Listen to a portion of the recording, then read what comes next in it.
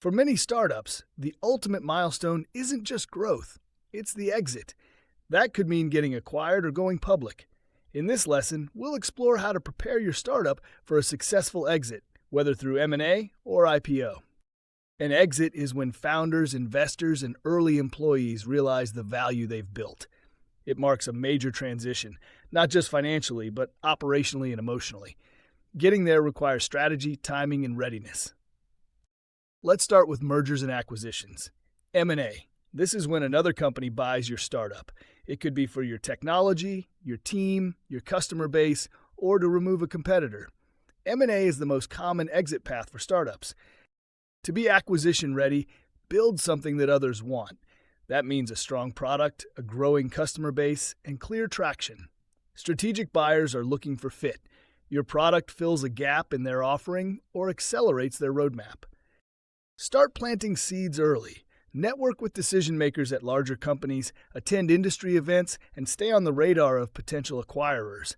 These relationships often take months or years to lead to a deal. When talks begin, be ready with data.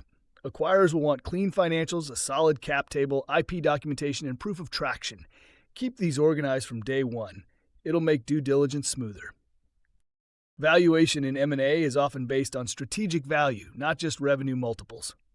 If your product gives the acquirer a major edge, you may command a premium, even if you're not yet profitable. Now let's talk IPO, initial public offering. This is when your company lists on a stock exchange and sells shares to the public. It's less common than M&A, but can be a powerful path for high-growth startups with strong fundamentals. To go public, you need scale, often 100 million plus in annual revenue, strong margins, and predictable growth. You'll also need to upgrade operations, financial reporting, legal compliance, internal controls, and a board with public company experience. Going public brings big benefits: access to capital, brand credibility, and liquidity for shareholders. But it also brings scrutiny. You'll face pressure to hit quarterly targets and satisfy regulators, analysts, and investors. The IPO process takes time, often 12 to 18 months. You'll need to choose underwriters, prepare financial statements, and run an investor roadshow. Timing matters too. Market conditions can influence whether you go now or wait. Many startups aim for a dual-track approach, preparing for both M&A and IPO so they can pursue the best option. Even if you're not thinking about exiting soon, it's smart to build optionality.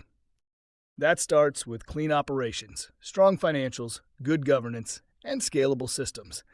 The better your foundation, the more attractive you'll be, whether to buyers or public investors. Also consider your team. An exit impacts everyone. Communicate clearly, plan for transitions, and honor the journey you've been on together. Finally, reflect on your own goals. Do you want to keep running the company, move on, start something new? Your exit isn't just about the company, it's about your next chapter too.